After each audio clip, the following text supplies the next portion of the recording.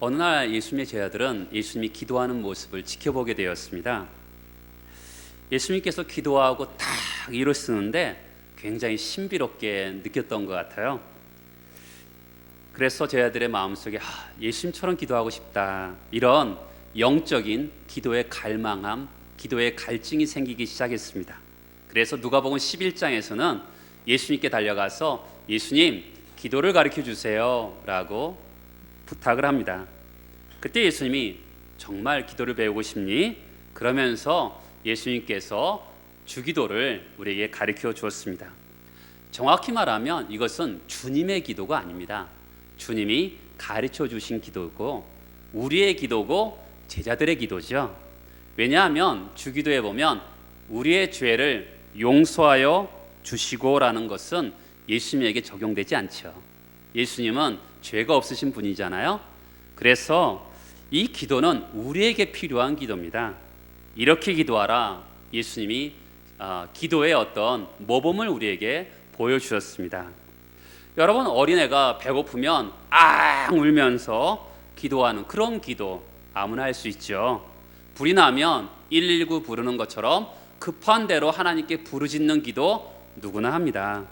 안 믿는 사람도요, 하늘을 향해서 두 손 싹싹 빌면서 기도는 누구나 합니다. 예수를 믿고 나서 믿음이 약할 때는 유치한 기도를 해더라도 별로 상관없습니다. 근데 여러분, 이 주기도는 예수님을 따르고 예수님을 닮고 싶고 예수님을 위해서 생명을 바치기를 원하는 제자들에게 가르치신 기도입니다. 그러니까 제자들의 가르쳐 주신 이 기도는요, 유치한 기도에서 머물지 말고 너희는 이렇게 기도하라, 이렇게 가르쳐 주신 것이죠. 기도는요, 나 좋을 대로 하는 게 아닙니다. 이런 식으로 기도하라 라고 가르치신 것입니다. 기도는 되는 대로 하는 것이 아닙니다. 그러므로 기도는 원칙을 배워야 되고 기도는 법칙을 배워야 되는 것입니다. 그 법칙을 마음에 항상 두고 기도해야 된다. 너희는 이렇게 기도하라, 이렇게 말씀하셨습니다. 제자들의 수준에 맞는 그런 기도, 우리 주기도를 통해서 한번 검토해 보도록 하겠습니다. 한번 보세요. 순서부터 다르죠. 우리는 하늘에 계신 아버지라고 하면서 부르기 바쁜 다음에 내가 하고 싶은 기도 하기 바쁜 것이 우리들의 기도입니다. 그런데 예수님 뭐라고 하고 있습니까? 기도의 순서가 있어요. 하늘에 계신 아버지, 이름이 거룩히 여김을 받으시오며 나라가 임하시며 주의 뜻이 이 땅에 이루어지기를 원합니다. 이렇게 기도를 먼저 하라고 가르쳐 주셨습니다. 우리가 아무리 기도가 급해도요, 우리가 하고 싶은 기도가 아무리 급해도 하나님을 위한 기도, 하나님께 집중하는 기도, 그 기도를 앞세우라고 말씀하고 있는 것이죠. 이렇게 기도할 때, 주님이 가르쳐 주신 기도대로 할 때 우리는 아버지 내 뜻대로 마옵시고 아버지 뜻대로 되기를 원합니다 라는 예수님을 닮은 제자다운 기도를 하게 되는 것입니다. 예수님께서 바른 기도를 배우라고 가르쳐 주고 있는 것이죠. 여러분, 바른 기도를 통해서 주기도를 예를 들고 있는 것입니다. 여러분, 교회 역사를 통해서 보면요, 새 가족이 왔어요. 새 신자가 왔습니다. 새 신자가 왔을 때 교회 역사를 통해서는 세 가지를 가장 초신자를 위해서 교육한 것이 있습니다. 첫 번째는 뭐냐면 십계명을 교육했습니다. 두 번째는 사도신경을 교육했고 세 번째는 주기도를 새 신자들에게 교육을 했습니다. 여러분, 사도신경은요, 교회의 신앙 고백입니다. 그리고 십계명은 교회의 행동 윤리의 핵심입니다. 주기도는요, 신앙 고백을 담고 있으면서도 또한 실천 윤리를 담고 있는 것입니다. 여러분, 교회 역사를 통해서 이 주기도는 초신자, 새신자, 그들의 신앙을 탄탄하기 위해서 가르쳤던 첫 관문이었습니다. 그런 것처럼 여러분들이 주기도를 통해서 신앙생활의 기본기가 탄탄해지는 그런 은혜가 있기를 소망합니다. 저는 주기도가 뭐라 그랬습니까? 신앙 고백이면서 생활의 윤리를 담고 있기 때문에 저는 여러분들께 오늘 말씀을 통해 어떻게 전하냐면 교리와 생활 중심으로 두 가지 방법으로 같이 말씀을 나누려고 합니다. 주님이 이렇게 기도하라 하시면서 어떻게 하라뇨? 제일 먼저 하나님을 먼저 부르고 있습니다. 기도의 가장 중요한 첫걸음은요, 하나님을 바르게 알고 부르는 데서 시작되는 것입니다. 기도는요, 하나님의 이름을 부르는 데서 시작되는데, 하나님의 이름을 부른다는 것은 하나님에 대한 지식을 가지고 있기 때문에 부르는 것입니다. 그러니까 바른 기도는 하나님을 바르게 아는 지식을 가진 사람만이 기도를 할 수 있게 되는 것이죠. 하나님을 바르게 알지 못하면 하나님을 바르게 부를 수가 없고요, 하나님을 바르게 부르지 못하면 하나님께 바르게 기도할 수 없는 것입니다. 그러니까 하나님을 아는 지식이 바른 기도의 첫걸음인 것이죠. 하나님께 바르게 기도하기 위해서는 하나님을 아는 지식에 근거해서 하나님을 부르는 것입니다. 우리에게 예수님이 기도를 가르쳐 주시면서 하늘에 계신 우리 아버지여 이렇게 부르라고 말씀하셨어요. 하늘에 계신 우리 아버지, 첫 구절부터 감동을 주죠. 저는 때로는 기도 시간에 아버지 아버지 하면서 사실은 다른 기도하지 않고요, 1시간 동안 그렇게 기도하다가 일어날 때도 있어요. 아버지만 불러도 어떨 때는요, 엄청난 은혜가 임할 때가 있습니다. 하늘에 계신 우리 아버지, 우리 굉장히 익숙하잖아요. 그런데 2000년 전의 유대인들은 하나님을 아버지라 부르면 굉장히 충격적인 내용이었습니다. 요한복음 5장 18절에 보면 예수님께서 십자가에 못 박히신 이유가 뭔지 아세요? 그 중에 하나가 하나님을 아버지라 불렀기 때문에 그렇습니다. 여러분, 구약 성경에는 1600년 동안 구약 성경이 기록되었는데 39권 있지요. 그 중에 하나님을 아버지라고 부르는 것은 단 7번만 있습니다. 그런데 신약 성경의 오늘 말씀 마태복음 6장 전체에서 보면 하나님을 아버지라고 이 장에서만 벌써 7번 부르고 있습니다. 사복음서 전체에는 하나님을 아버지로 150번 정도 부르고 있어요. 여러분, 하나님은 우리에게 하나님을 아버지라고 부르는 것을 원하고 계신 것이죠. 여러분, 우리 교회 청년들이 제가 나를 아버지라고 불러, 저는 그렇게 말하지 않습니다. 만약에 어떤 아이가요 저한테 아버지라고 부르면 아주 저는 무서울 것 같아요. 근데 하나님은요, 우리에게 하나님을 아버지라고 부르라고 말씀하고 있는 것이죠. 여러분, 성령을 보내신 이유가 뭔지 아시죠? 하나님이 아들의 영을 우리 마음 가운데 보내사 아바 아버지라 부르게 하셨느니라. 성령께서 우리를 오게 하신 것은 하나님을 아바 아버지라고 부르게 하신 이유 때문에 그렇습니다. 저에게는 자녀가 둘 있는데요, 늘 미안한 마음입니다. 감사하게 잘 자라줬지만 자녀들에게 저는 좋은 아버지가 아니었던 것 같아요.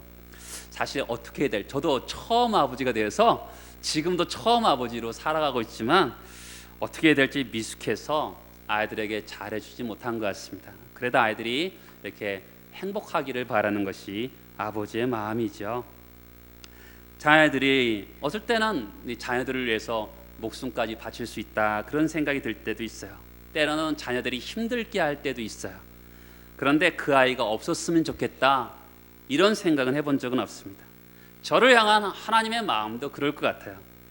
제가 늘 어떻게 하나님 앞에 올바르게 살았겠어요? 하나님 앞에 죄악 허물 뿐인 자녀지요. 근데 그 순간에도 하나님은 저에게 아버지셨습니다. 나는 내가 없어졌으면 좋겠다, 하나님 저에게 그렇게 한 번도 해보신 적이 없어요. 저도 자녀들을 그들이 알지 못하는 가운데 속에서도 사랑하는 마음이 있었던 것처럼 제가 하나님의 사랑을 잘 알지 못함에도 불구하고 하나님은 변화없는 사랑을 저에게 베풀어 주셨다라는 것을 저희 자녀들을 키우면서 알게 되는 것 같습니다. 근데 여러분, 예수님이 하나님을 딱 한 번 하나님을 아버지라고 부르지 못한 적이 있어요. 엘리 엘리 라마 사막다니, 하나님 하나님 어찌하여 나를 버리셨나이까. 그때는요, 하나님을 아버지라 부르지 않고 하나님이라고 불렀어요. 우리의 죄의 짐을 지고 하나님의 진노를 당하는 그 순간에는요, 아버지라 부르지 않았어요. 하나님이라고 불렀습니다. 그러므로 여러분, 하나님을 아버지라 부르는 것은 사실 엄청난 은혜이죠. 이 땅에 기독교인들이 참 많은데, 기독교인들이 그 나무의 열매가 좀 부실한 면을 많이 보게 됩니다. 나무가 병들었던 것이죠. 근데 어디서 병들었을까요? 저는 어렸을 때 청년 시절에 사람들은 항상 두 가지를 많이 얘기하죠. 사회적인 영성과 개인적인 영성을 많이 얘기합니다. 그때는 사실은 사회적인 영성이 부족했기 때문에 이 세상이 이렇다라는 이야기를 많이 들었습니다. 그런데 이렇게 신앙생활을 하면 할수록 개인적인 영성이 문제가 아닌가라는 생각을 갖게 됩니다. 우리들의 영성에 어떤 문제가 있을까요? 그것은 하나님을 아버지라고 느끼지 못하는 그런 감격이 없기 때문이 아닌가라는 생각이 듭니다. 여러분, 하나님을 아버지라고 입으로는 고백하지만 실제로는 믿지 못하는 거죠. 우리가 왜 불안합니까? 하나님 아버지에 대한 확신이 없기 때문에 그렇습니다. 어느 목사님의 여동생이 있었는데 친척이 찾아와서 어느 날, 야, 나는 네가 다리 밑에서 주워왔어, 내가 봤어. 그러면 아이들이 어떻게 하죠? 아니야! 막 이렇게 하잖아요. 그런데 자꾸만 찾아올 때마다 친척이 그러니까 진짜 그런가라는 생각이 드는 거예요. 한번 증거를 찾아보니까 돌사진이 없는 거예요. 여러분, 자녀들이 뭐 7, 8명 키우다 보면 어느 아이는 돌사진이 있고 어느 아이는 돌사진이 없는 집이 있잖아요. 사실 찾아보니까 의심스러운 증거가 한두 가지가 아닌 거예요. 그때부터 고2까지 방황합니다. 하늘이 무너지는 것 같죠. 엄마가요, 그 순간 아주머니가 됩니다. 아버지가요, 아저씨가 돼요. 집이요, 내 집이 아닌 거예요. 그러니까 밖에 나가서 내 친엄마는 언제 오나? 라는 생각이 드는 거죠. 그러나 어느 날 엄마 친구가 찾아와서, 야, 너는 어쩌면 너 엄마랑 똑같니? 집에 가서 엄마 사진, 18살의 처녀 사진을 보니까 정말 엄마랑 똑같은 거예요, 자기가. 그럼 엄마한테 칵 안기면서, 엄마 내 엄마 맞구나. 엄마가 내 엄마 아닌 줄 알았어. 그러면서 울면서 막 소리를 지르더랍니다. 그때부터 그 여동생의 삶이 바뀐 거죠. 여러분, 하나님이 아버지라고 정말 믿어지는 순간 모든 것이 바뀌는 거죠. 마귀는요, 끊임없이 너는 아버지가 없어. 여러분, 아버지가 없는 사람 어떻게 살아가야 돼요? 자기 힘으로 살아가야 돼요. 네 힘으로 살아가야 돼. 하나님이 너를 도와주지 않아. 너와 함께하지도 않아. 다 너 혼자야. 이렇게 마귀가 속삭이니까 근심하면서 살아가는 거죠. 여러분, 기도가 왜 안 됩니까? 그것은 하나님을 아버지라는 믿음이 없기 때문에 그래요. 여러분, 타인이 저한테 와서 돈 달라 그러면 제가 주겠습니까? 부담되죠. 그렇죠? 근데 제 딸이 조용히 와서 아빠 돈 좀 줘 그러면 저는 줍니다. 왜냐, 아버지니까. 그렇죠?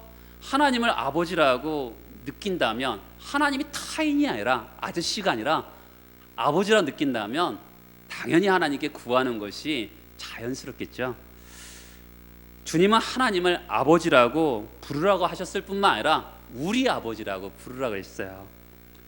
여러분, 이것이 이 내용 중에 하나가 바로 한국교회 병든 영성 중에 하나라고 생각합니다. 여러분, 우리 각자 하나님을 아버지라고 부르죠. 그러면 내 옆에 예수 그리스도를 믿는 사람들은 누굽니까? 내 형제죠. 나는 하나님의 자녀가 되는 것입니다. 하나님을 아버지라고 믿는데 내 옆에 있는 형제를, 같이 믿는 사람을 형제라고 여기지 않는 게 문제인 것이죠. 바리새인과 세리가 같이 기도하는데, 하나님, 제가 저 세리와 같지 않음을 감사합니다. 하나님의 억장 무너지는 소리로 기도합니다. 여러분, 하나님을 우리 아버지로 믿지 않는 거죠. 자기가 미워하는 그 사람을 하나님이 사랑하신다는 것을 깨닫지 못하는 겁니다. 여러분, 우리 가족들이요, 마음이 맞아서 받아들입니까? 때로는 마음도 맞지 않아요. 근데 받아들이잖아요. 왜 그렇습니까? 먼저 받아들인 다음에 우리 가족이다라는 것을 받아들인 다음에 마음을 서로 맞추어 가는 거잖아요. 그렇죠? 그런 것처럼 하나님을 믿는 공동체도 마찬가지죠. 우리가 서로 같이 믿는 형제다, 받아들이는 거죠. 그러면서 그들에게 서로 맞추어 가면서 살아가는 것이 우리 예수 믿는 공동체이죠. 그럴 때요, 이 세상에 빛과 소금의 역할을 감당하는 것입니다. 여러분, 우리는 고아가 아니죠. 물론 고아도 아버지가 계시죠.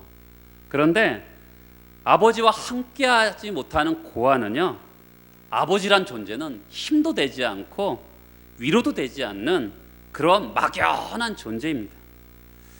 우리가 하나님을 이렇게 믿으면 안 되죠. 하늘에 계시다.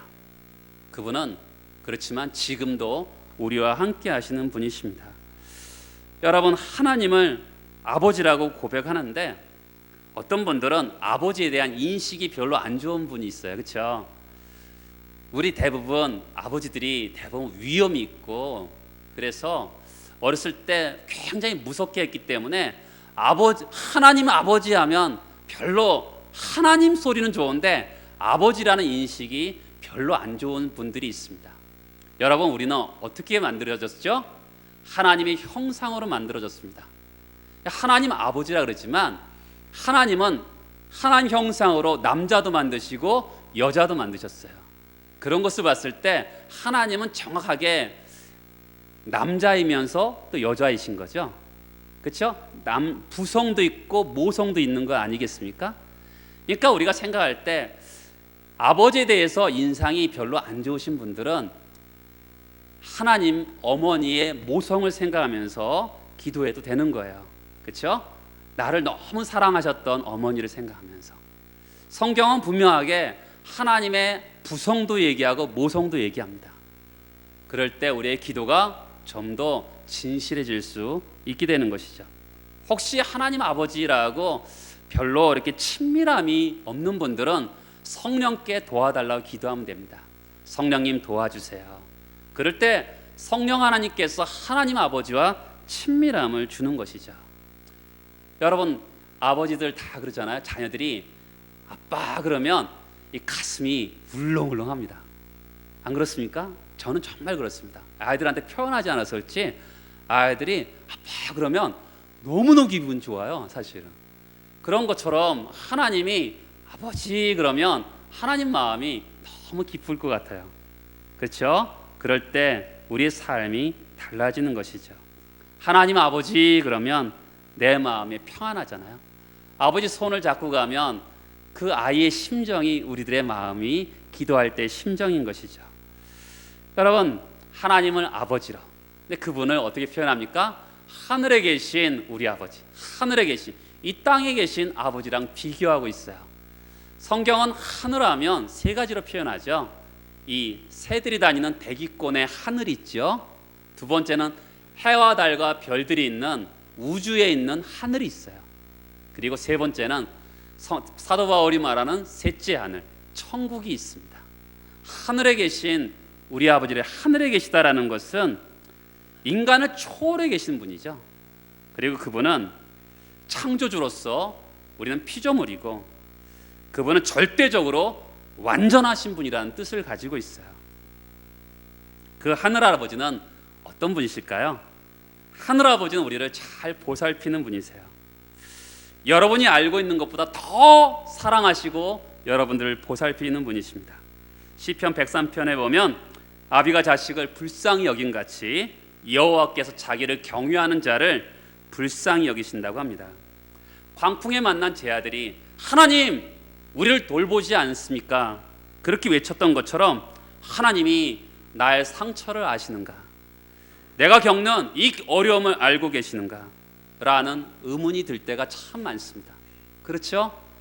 너무나 어려울 때 하나님 왜 나를 돌보지 않습니까? 이렇게 외치고 싶을 때가 있습니다. 성경은 뭐라고 합니까? 여러분의 걱정을 하나님께 맡기십시오. 하나님은 여러분들을 돌보십니다. 이렇게 말씀하고 있어요. 여러분, 아침에 자녀들이 일어나서 오늘은 뭘 먹고 뭘 입을까 걱정하는 자녀들이 있습니까? 아버지가 있기 때문에 걱정하지 않습니다. 성경도 그렇죠. 그러므로 너희는 무엇을 먹을까 무엇을 입을까 염려하지 말라. 너희 하늘 아버지께서 너에게 필요한 것이 무엇인지 다 아신다고 말씀합니다. 하나님은 여러분들을 사랑하셔서 여러분들을 돌봐주십니다.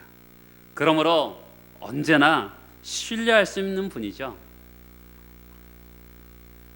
야고보서 1장에 보면 아버지께는 변하는 것이나 움직이는 그림자가 없다고 합니다.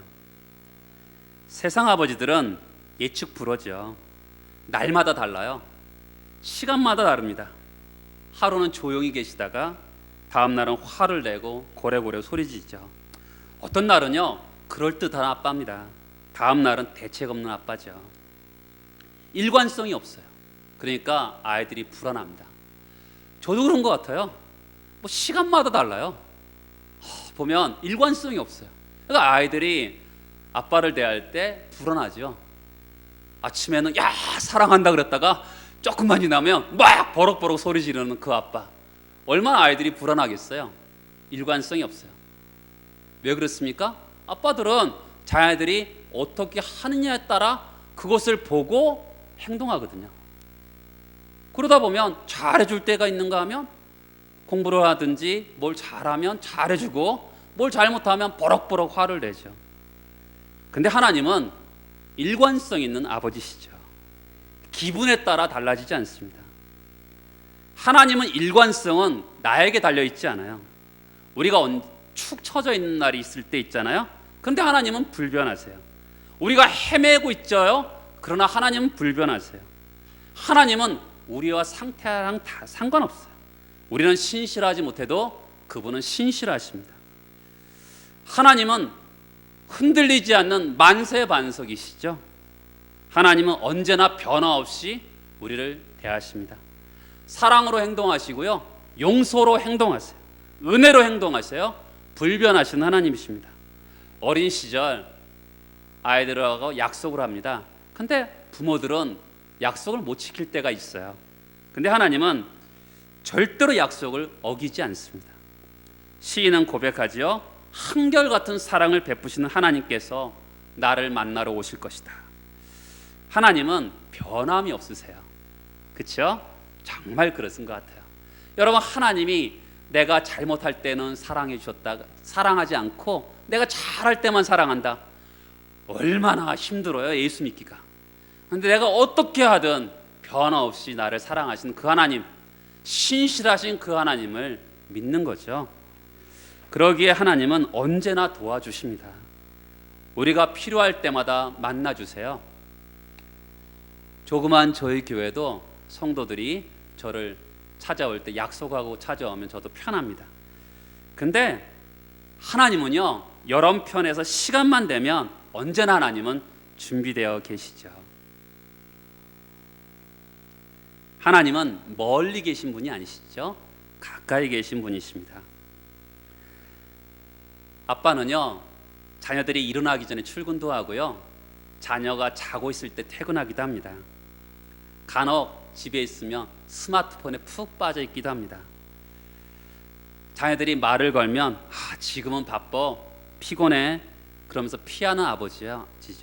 저도 어렸을 때, 제가 어렸을 때가 우리 자녀들이 어렸을 때 아빠 놀아줘 그러면 저는 들어놓아서 야 잠자는 놀이 하자. 세근세근 입으로 하다가 저는 정말 잠들고 애들은 엄마한테 가서 아빠가 놀아주지도 않고 군다고 막 울었다 그래요. 기억도 저는 사실 안 나는데 피곤하니까 세근세근 하다가 저는 잠들었어요. 근데 하나님은 바빠서 시간이 없다고 하시는 분이 아니에요. 부모님들은 너무 바쁠 수도 있죠. 하나님은 여러분들이 기도할 때 야 지금은 안 돼, 다음에 보자 그러지 않으세요. 하나님은 여러분들을 필요를 채워주시는 분이시죠. 가까이 계신 분이십니다. 하늘에 계신 너희 아버지께서 구하는 자에게 좋은 것으로 주신다고 말씀합니다. 하나님은 우리의 상처가 있을 때 동정하시는 분이세요.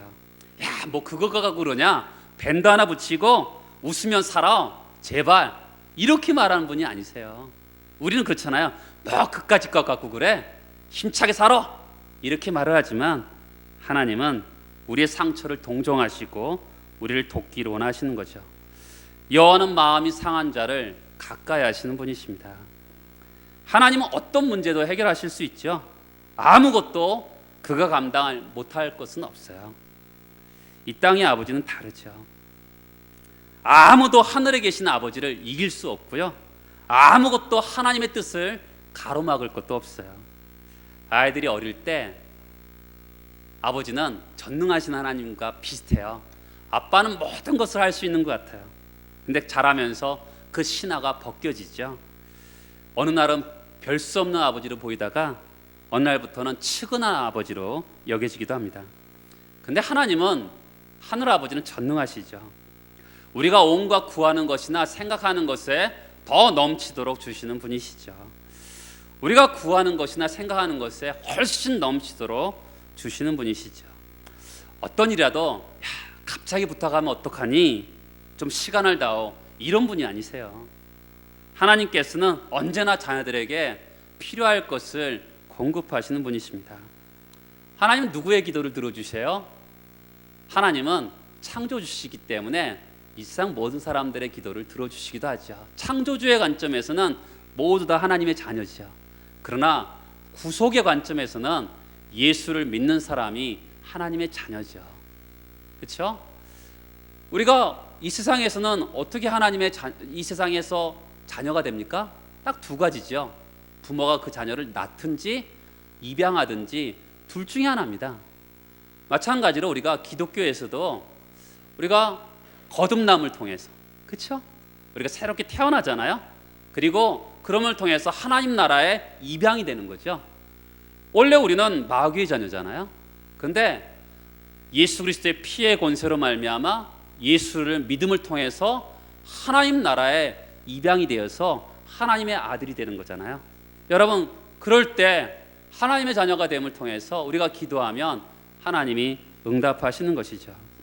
여러분, 구체적인 기도의 내용을 말씀하시기 전에 예수님은 하늘에 계신 우리 아버지 이렇게 하라고 가르쳐 주었어요. 여러분, 기도에서요 제일 중요한 게 하늘에 계신 우리 아버지라는 거 아세요? 마틴 로디 존스라는 유명한 설교가가 있습니다. 이분은 아침에 일어나서 먼저 기도 안 한다 그래요. 성경을 읽든지 책을 보다가 하나님에 대한 경건한 마음이 생길 때 기도하기 시작한다고 말한 적이 있어요. 여러분, 그렇잖아요. 우리가 하늘에 계신 그 아버지 부르면 나의 모든 필요를 채워주실 것 같은 그 아버지를 마음에 느낄 때 기도하는 것과 그냥 하늘에 계신 아버지하고 그냥 그 하나님하고 상관없이 냅다 내 기도하고 싶은 거랑 하는 거랑 차이가 있지 않겠어요? 하늘에 계신 우리 아버지, 이게 제일 중요한 거예요. 그 하늘에 계신 우리 아버지가 진짜 내 기도를 응답하실 것이다. 그게 가슴에 차고 넘칠 때 기도하면 그 기도는 다르겠죠. 마틴 로드 존스가 그렇게 기도했다는 거죠. 자기 가슴에 하늘에 계신 우리 아버지가 가슴에 차고 넘칠 때 그 하나님이 어떤 문제도 해결해 주실 수 있는 하나님이라는 생각이 들 때 그때 기도하기 시작했다는 거죠. 여러분, 하늘에 계신 우리 아버지, 그 다음에 본격적으로 기도 제목이 시작되죠. 6가지가 시작됩니다. 하나님 편에서 3가지, 인간 편에서 3가지를 시작하죠. 근데 기도에 들어가면서 제일 먼저 하나님과 관계에서 먼저 기도를 시작합니다. 기도에 우선순위가 있다는 거죠. 기도는요, 하나님의 사역을 이루는 겁니다. 여러분, 3가지 잘 보세요. 우리의 기도를 통해서 하나님의 이름이 높여지고, 우리의 기도를 통해서 하나님 나라가 넓혀지고, 우리의 기도를 통해서 하나님의 섭리가 넓혀지는 것을 볼 수가 있어요. 여러분, 주기도문의 전반부는 초점이 어디에 있습니까? 초점이 어디에 있어요? 하나님에게 있습니다. 나에게 있지 않아요. 그러면 기도를 정의할 수가 있겠죠. 기도는 내 욕심을 채우는 것이 아니라 하나님의 필요에 일차적으로 관심을 가져야 되는 것이라, 이것이 기도의 정의인 것이죠. 이것을 총체적으로 하나님의 사역이라고 할 수 있습니다. 산상수훈에 보면 너희는 먼저 그의 나라와 그의 의를 구하라, 그리하면 이 모든 것을 너에게 더하시리라, 이렇게 말씀하셨죠. 여러분, 이것이 바로 기독교와 다른 종교의 차이예요. 여러분, 기독교는요, 일차적으로 어디에 관심이 있냐면 하나님의 일, 하나님의 이름, 하나님의 나라, 하나님의 뜻에 일차적으로 관심이 있어야 된다고 말씀하고 있어요. 그것을 망각하고요, 우리의 필요에 초점을 두고 기도한다면 그 기도는 어떤 기도가 되죠? 기복적인 기도가 되는 것이죠. 여러분, 분명히 주님이 이렇게 기도하라고 말씀하셨잖아요. 먼저 하나님의 사역을 위해서 기도하라고 그러는데, 하늘에 계신 우리 아버지 딱 부른 다음에 그 다음부터 내가 필요한 것들 냅다 기도하기 시작한다면 그게 바로 기복적인 기도인 것이죠. 그러면 우리 소원하는 기도는 하지 말아야 될까요? 그렇지 않죠. 우리가 소원하는 것도 마땅히 기도해야 되죠. 그러나 우리가 소원하는 것만 기도해서는 안 된다는 것이죠. 우리의 관심이 어디에 있어야 된다는 거예요? 먼저 하나님의 나라, 하나님의 뜻, 하나님의 이름에 먼저 있어야지만이 그것이 하나님이 원하시는 기도의 법칙이라는 것이죠. 그렇지 않고 내 관심, 내 필요를 그것만 잔뜩 기도한다면 기복적인 기도라고 할 수 있죠. 내 필요도 중요하지요. 그런데 하나님의 사역에 관심을 가져라, 이것이 주님이 우리에게 가르쳐 주시는 기도의 법칙인 것이죠. 에스겔서 36장에 보면 이스라엘 백성들이 시온의 땅으로 돌아올 것이라고 약속을 하십니다. 시온의 땅이 강이 흐를 것이고 백합화가 피고 사막이 새로운 땅으로 개간될 것이다. 나 여호와가 말하였으니 반드시 이루리라. 근데 거기서 끝나지 않고요, 그래도 내 백성이 이것을 이루어 달라고 기도하여야 하리라. 그때 된다는 거예요. 여러분, 그렇잖아요. 하나님이 약속하셨으면 그대로 돼야 되지 않겠어요? 근데 하나님은 우리의 기도할 때 하나님의 나라, 하나님의 이름, 하나님의 뜻을 위해서 기도할 때 그 하나님의 약속을 이루어 주겠다고 말씀하는 거죠. 우리로 하여금 뭘 하시는 거죠? 우리로 하여금 하나님의 사역에 동참하기를 원하시는 거죠. 하나님의 사역의 파트너가 되기를 원하시는 것이죠. 하나님은 하나님의 약속이 있어요. 이렇게 하겠다. 그런데 그 약속이 우리의 기도를 통해서 펼쳐질 것이다, 이렇게 말씀하시는 거죠. 그러니까 우리의 기도를 통해서 하나님의 뜻이 이루어지게 되는 것이죠. 여러분, 기도는요, 그래서 하나님의 사역을 하는 것이에요. 그리고 이제 첫 번째 기도를 잠깐만 보고 마치도록 하겠어요. 아버지의 이름이 거룩히 여김을 받으시오며. 여러분, 하나님은 스스로 거룩한 분이죠. 그렇죠? 우리가 기도한다고 하나님 이름이 거룩해지세요, 그런다고 그분이 거룩해지는 분이 아니잖아요. 스스로 거룩한 분이잖아요. 그럼 이 기도는 어떤 뜻일까요? 여러분, 출애굽기 33장에 보면 모세가 주의 영광을 내게 보여주세요. 그때 하나님이 뭐라 그러셨냐면 여호와 이름을 내 앞에 반포하리라. 그러니까 하나님의 영광과 이름이 동의어로 사용해요. 그러니까 하나님의 이름이 거룩히 여김을 받으시오며 라는 것은 하나님 영광을 받아 주옵소서, 이런 이야기죠. 그러니까 우리의 하나님의 이름이 거룩히 여기는 것은 어떻게 거룩해지죠? 나의 삶을 통해서 거룩해진다는 거죠. 그렇죠? 하나님은 스스로 거룩하신 분이니까 나의 삶을 통해서 거룩해진다는 거예요. 구체적으로 어떻게 그렇게 살 수 있을까요? 어떤 유대인 부인이 백화점에서 코트 하나 샀어요. 근데 그 코트 안에 집에 와서 보니까 다이아 반지가 하나 있는 거죠. 그래서 그 유대인 부인이 그 자기 아들을 데리고 다이아 반지를 들고 백화점에 갔습니다. 백화점 주인이 당신은 어떤 분에게 이렇게 정직할 수 있습니까? 라고 묻게 되었습니다. 나는 유대인입니다. 나는 하나님을 믿습니다. 그 말 한마디로 하고 돌아옵니다. 여러분, 이 짧은 행동 속에서 놀라운 몇 가지를 보여줍니다. 첫 번째는 자녀에게 정직을 가르쳤습니다. 두 번째는요, 나는 하나님을 믿습니다. 이 단어 속에서 하나님의 이름을 거룩하게 하고 하나님께 영광 돌렸습니다. 세 번째는요, 자기 아이에게 유대인과 하나님에 대한 긍지를 갖게 한 것이죠. 여러분, 이 땅은 정직하지 못한 세상입니다. 그런데 내가 정직한 삶을 살아갈 때 우리가 믿는 그 하나님의 이름이 영화롭게 되는 것이죠. 성실하지 못한 세상이에요. 근데 누가 보든 안 보든 내가 성실하게 일함을 통해서 하나님의 이름이 세상에 거룩히 여김을 받게 되는 것이죠. 여러분, 이 세상은 이기적인 세상입니다. 근데 내가 하나님 말씀을 쫓아 살면서 진심으로 섬길 때 하나님의 이름이 빛나게 되는 것이죠. 내가 실력 있어요. 괜찮은 사람입니다. 그런데 그럼에도 불구하고 교만하지 않고 겸손한 사람이 됨으로써 하나님의 이름을 영화롭게 하는 것이죠. 어느 집사님이 아파트에 살았는데 전도했어요. 앞집에 전도했는데 예수 믿으시기 바랍니다 라고 했더니 그 아파트 이웃 주민이 우리 집안은 불교를 믿는 사람입니다. 그때 이 교회 다니는 집사님이 불교에는 생명이 없습니다 이렇게 했더니 이 불교를 믿는 사람이 제가 보기에는 기독교에도 생명이 없는 것 같습니다 이렇게 이야기하는 거예요. 너무 단도직입적으로 이야기해서 그 분이 어떤 일이 있었나 알아봤더니 이분이 옛날에 예수 믿는 집에 새를 살았던 거예요.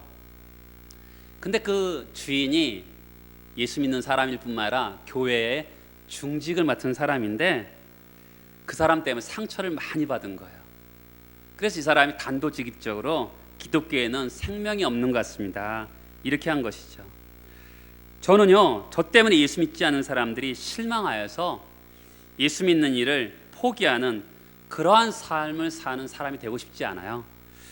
저 때문에 예수 믿지 않는 사람들 감동하여서 예수 믿는 사람이 되었으면 참 좋겠습니다. 여러분, 하늘에 계신 우리 아버지 이름이 거룩히 여김을 받으시오며, 여러분, 이 기도가 간절해질 때 어떻게 되겠어요? 그렇죠? 우리가 그런 삶을 살게 되는 것이죠. 그렇죠? 우리가 주기도 한마디 한마디가 하나님이 이 기도를 들으시면 여러분 때문에 하나님이 영광 받으시는 삶을 살게 될 줄 믿습니다. 다 같이 일어나셔서 기도하시겠어요?